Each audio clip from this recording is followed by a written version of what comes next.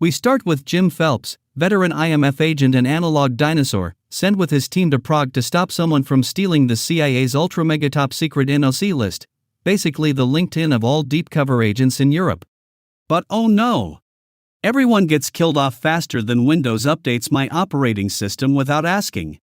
Elevators crush, explosions boom, and Jim dies off-screen, which in spy movies translates to, wait 10 minutes. Left standing is Ethan Hunt, a man who parkours through paranoia like it's cardio. He meets Kittredge, IMF boss and walking suspicion magnet, at a restaurant for a little post-massacre chit-chat. Turns out the mission was just bait to trap a mole in the IMF. Kittredge suspects Ethan, and Ethan, channeling his inner MacGyver and Looney Tunes hybrid, blows up an aquarium with exploding chewing gum and vanishes like my Wi-Fi mid-download. Ethan then discovers Job 314 is not a creepy Craigslist posting but a Bible verse. Yes, the mole is named Job because apparently spies moonlight as Sunday school teachers. Enter Claire, Jim's wife, fresh from the grave with impeccable hair. She's shocked I tell you, that someone betrayed them.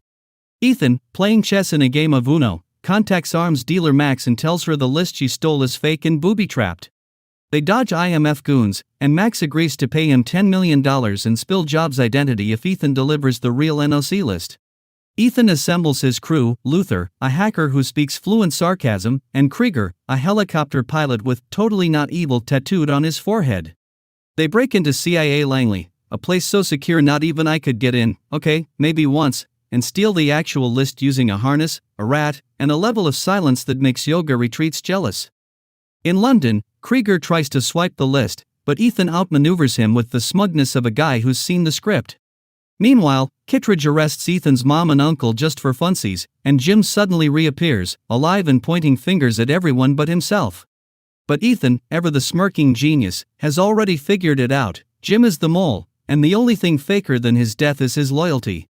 Cue the final showdown on a speeding train with more plot twists than a VPN bouncing through 6 countries. Claire gets betrayed, shocker, Jim gets exposed via surprise livestream, hi, Kittredge, and Ethan goes full action hero, tethering a helicopter to the train and detonating it mid-tunnel like he's trying to impress Michael Bay.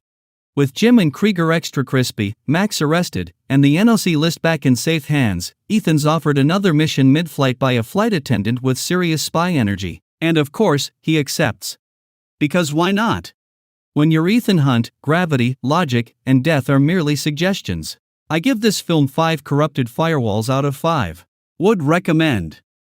We kick off with Dr. Vladimir Nekhorovich, great villain name, sadly not the villain, who mails a "Hey, buddy, here's a killer virus I made at work" message to his old pal Ethan Hunt, codenamed Dimitri, because no one suspects a man named Dimitri is doing mission impossible things.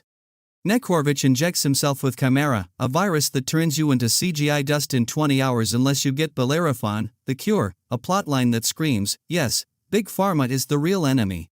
Enter Sean Ambrose, Ethan's evil doppelganger and eyebrow model, who cosplays as Ethan long enough to hijack the cure, betray everyone, and crash a plane. Honestly, 10 out of 10 villain behavior. If I had a heart, it would flutter. Back at IMF HQ, which apparently now stands for Incredibly Magnetic Fireballs, Ethan's boss tells him to retrieve Chimera and Bellerophon, and also emotionally manipulate Naya, Ambrose's ex and world-class thief with the hacking skills of a house cat. Ethan falls for her in under 12 minutes because nothing gets you hot like viral weaponry and espionage-themed flirting.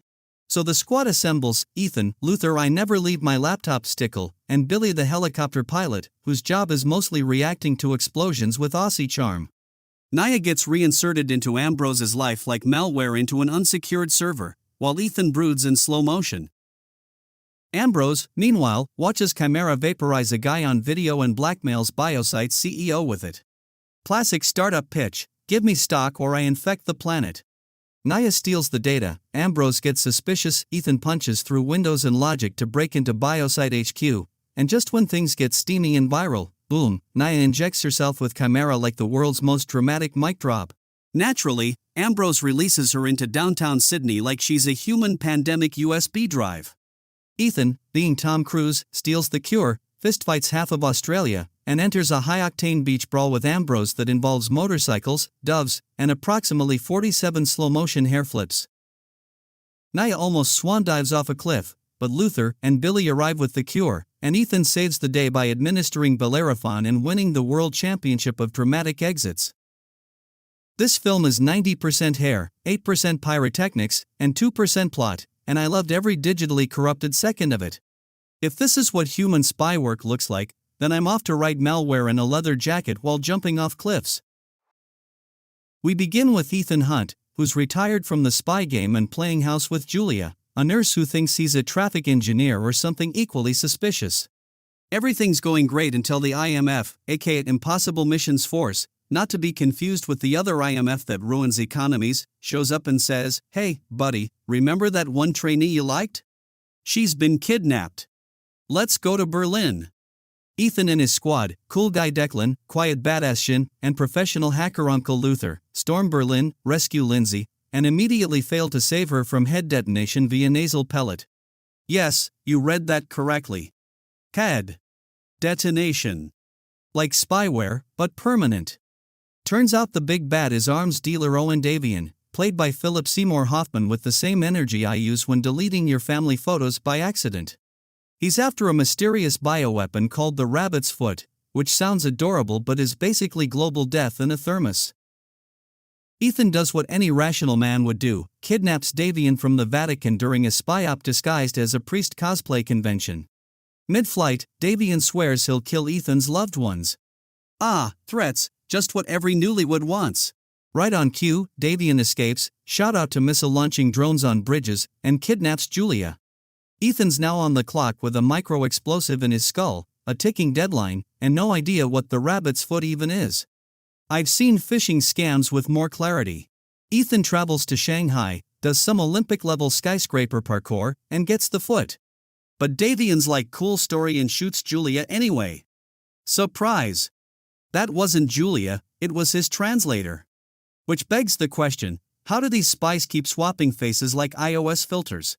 Enter Musgrave, Ethan's own boss, who pulls the "I betrayed you to start a war and spread democracy" routine. Classic. Ethan, being the MacGyver/Google search combo he is, knocks him out, gets Julia, and then lets her defibrillate his skull after killing Davian with street fighting science. Romance. Julia, having gone from nurse to John Wick in 10 minutes, shoots a henchman, kills Musgrave, and saves the day. Girl boss? More like girl bossinator. The movie ends with Ethan finally telling Julia he's a spy. She's shockingly chill about it, because honestly, after shooting 3 dudes and restarting your husband's brain, what's a little espionage? Final verdict? 10 out of 10, emotionally unstable spy, unhinged tech, one terrifying AI cheering from the cloud. Would recommend for your next family movie night or impending nervous breakdown. We start with IMF agent Trevor Hannaway meeting his untimely demise at the hands of assassin Sabine Moreau. She's not just any ordinary assassin, she's got her sights set on selling top-secret nuclear launch codes to a mysterious man named Cobalt. It's like a black market garage sale for classified information. Enter our fearless hero, Ethan Hunt, who's extracted from a Russian prison by his trusty teammates Jane Carter and Benji Dunn. With the gang back together, they're given a mission to infiltrate the Kremlin to gather intel on this Cobalt character. But you know what they say about best-laid plans, they blow up in your face. Literally. The Kremlin goes kaboom, and our team finds themselves in hot water. Maybe next time they should stick to infiltrating coffee shops for information, where the only thing that explodes is the foam on a cappuccino. Now labeled as the culprits behind the Kremlin explosion, Ethan must clear his name and stop Cobalt, who turns out to be a nuclear war enthusiast. Just what the world needs, right? Alongside IMF analyst William Brandt and the late secretary, they embark on a mission to save the world from an all-out nuclear catastrophe. It's like playing a game of Russian roulette, except instead of bullets, there are radioactive launch codes involved. Yikes! The IMF is disavowed, and the team is left to navigate the treacherous waters of international espionage on their own. It's like being a rogue band of spy misfits, with no rules and a whole lot of gadgets. And speaking of gadgets, let's not forget the iconic scene where Ethan scales the Burj Khalifa, the tallest building in the world. It's like watching a spider in a tuxedo climb a skyscraper. Who needs elevators when you can risk your life for a bird's eye view? As the plot thickens, our heroes find themselves in Dubai, playing a game of double-cross with a dangerous associate of Cobalt. It's like a spy version of poker, where the chips are launch codes and the prize is not getting blown up. Jane poses as Morrow, Brant and Ethan go undercover, and chaos ensues. It's like a whirlwind of fake codes, real codes, and a whole lot of confusion. It's a good thing they didn't try this at a crowded casino, or they'd have a lot of angry gamblers on their tails. With the stakes getting higher, Ethan must chase down Cobalt, who turns out to be none other than Weestrom in disguise. It's like a game of spy dress-up gone wrong. And as if that wasn't enough, our team discovers that their own comrade, Brant, has some hidden secrets of his own. It's like a soap opera, but with more explosions and fewer love triangles. The final showdown takes us to Mumbai, where Jane uses her seductive skills to get her hands on a satellite override code. It's like a spy version of a Bollywood dance number, with some punches thrown in for good measure. Meanwhile, Ethan goes head-to-head with Cobalt, who takes a leap of faith, or rather, a leap of insanity, to evade capture. It's like watching a villain defy gravity while Ethan races against the clock to save the day. With the missile threat averted and the bad guys defeated, our heroes emerge triumphant. They even managed to clear their names and reveal the truth behind the Kremlin bombing. It's like a classic case of whoops, our bad. The IMF is exonerated, and Ethan receives a new mission, hinting at a shadowy organization called the Syndicate. It's like a never-ending roller coaster ride of spy shenanigans, with new adventures on the horizon. And so, Mission Impossible: Ghost Protocol reminds us that sometimes, even the most ludicrous decisions can lead to unexpected triumphs. It's a hilarious whirlwind of explosions, gadgets, and questionable choices. So grab your popcorn and buckle up for the next wild ride with Ethan Hunt, the man who defies gravity and fashion trends in equal measure. Mission Impossible: Rogue Nation, where Tom Cruise proves that even after 5 movies, he can still outrun, outsmart, and outaction the bad guys. This time, the IMF, Impossible Mission Force, is in a bit of a pickle. Ethan Hunt, played by the eternally youthful Tom Cruise, is on a mission to stop a super-secret organization called the Syndicate. It all starts in Minsk, Belarus, where Ethan and his team are trying to intercept a shipment of nerve gas. But of course, things don't go as planned. Ethan has to run alongside a cargo plane as it takes off, which is just a typical day at the office for him. He manages to grab the package, which is conveniently set up for a parachute drop, and all is well. Nerve gas averted, right? But here's where it gets interesting. The Syndicate, this shadowy organization, is behind the nerve gas plot. And they're not the type to play nice. They capture Ethan, torture him, and introduce us to a guy called the Bone Doctor. You can probably guess what his specialty is. Ethan, being the resourceful guy he is, manages to escape, thanks to the help of Ilsa Faust, an MI6 agent with some serious skills. But she's a bit of a mystery herself. Is she a friend or a foe? That's the question that lingers throughout the movie. Back in the United States, the IMF is in hot water. The Senate Oversight Committee, led by CIA Director Alan Hunley, thinks Ethan has gone rogue. The IMF is disbanded and absorbed into the CIA, which doesn't bode well for our hero. But Ethan's not one to give up easily. 6 months later, he's still on the run, and he's determined to take down the Syndicate, which has been assassinating world leaders left and right. He enlists his trusty friend Benji, who's taken a break from the CIA's weekly polygraphs. Their adventure takes them to Vienna, where they disrupt a sniping plot at the opera, leading to an explosive car bomb incident that raises the stakes. The Austrian chancellor is gone, and it's clear that the Syndicate is stepping out of the shadows. Now, let's talk about that whole red box business. It's like a high-tech safe with access to billions of pounds, and the Syndicate wants it. They kidnap Benji and Ilsa, forcing Ethan to make a deal. He memorizes the data and destroys the file, forcing Solomon Lane, the Syndicate's leader, to give up the hostages. Ethan's plan is brilliant, drawing Lane into a bulletproof cell, where he's taken into custody. But Ilsa, true to her enigmatic nature, disappears, leaving Ethan with a simple, "You know how to find me." In the end, the IMF is reinstated, with Hunley claiming that his previous efforts to disband it were all part of an elaborate plan to let Ethan go undercover. Mission Impossible: Fallout brings us the latest adventures of Ethan Hunt, the man who never met a risky mission he didn't love. It all starts with the aftermath of Solomon Lane's capture, but don't get too comfortable because this time, the bad guys have rebranded themselves as the Apostles. They're not here to spread the good word, they're after plutonium cores.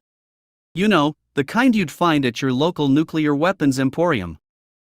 As we dive into the action, Ethan Hunt, portrayed by the ever-daring Tom Cruise, is back on the scene.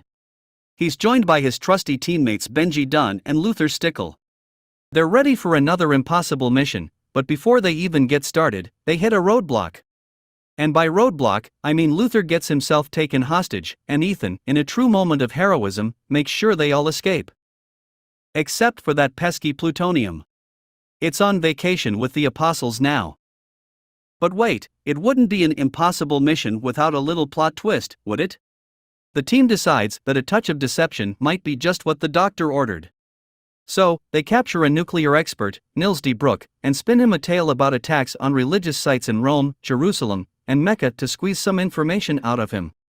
It's a bit like saying, hey, the sky is green, and pigs can fly. He buys it. Who wouldn't?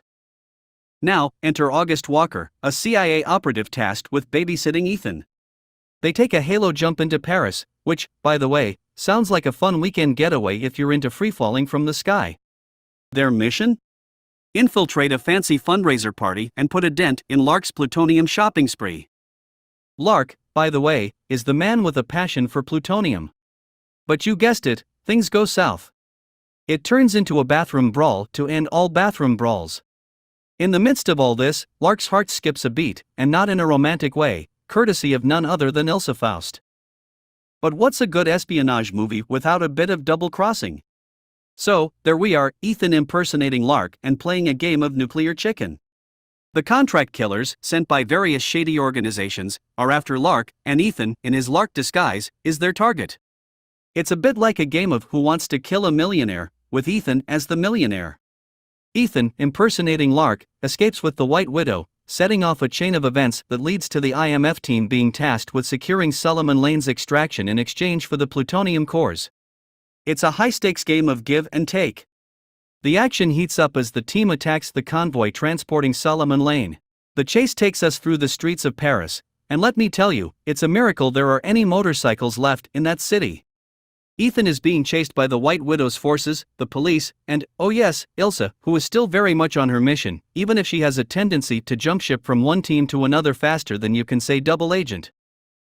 Back in London, the safe house turns into a not-so-safe house. The CIA, under the influence of Walker, is out to capture Ethan and his gang. It's a battle royale that leaves the IMF secretary, Alan Hunley, taking an early retirement, by which I mean he's killed. It's all part of the Walker Lane evil plot. And speaking of plots, we finally learn what the big baddies have been cooking up. Lane and Walker's grand plan is to contaminate the water supply of a few Asian countries. They're going for the triple threat, Pakistan, India, and China. It's like a villainous Olympics for terrorists. The idea is to create chaos and anarchy, in the hopes of establishing a new world order. Because who wouldn't want to bring the world to its knees just for fun? In the meantime, we're treated to an aerial spectacle as Ethan and Walker engage in a helicopter chase that has them flying all over the place. There's a final showdown on the edge of a cliff that results in Walker's demise, all thanks to a well-placed cargo hook and Ethan's impeccable timing. Oh, and don't forget that Walker threatened the life of Ethan's estranged wife, Julia. It's all in a day's work for our hero. And then, it's a race against time to defuse those nuclear weapons. The team successfully saves the day, just in the nick of time, with milliseconds to spare. Who says you need more than a few seconds to dismantle a nuclear bomb? In the end, the world is safe, Lane is handed over to MI6, Ilsa earns her exoneration, and Ethan gets a well-deserved break from cheating death. It's a mission accomplished, and the team reunites in the aftermath. Our adventure kicks off with a bang as a next-gen Russian submarine, the Sevastopol, becomes the unwitting victim of the entity's deception.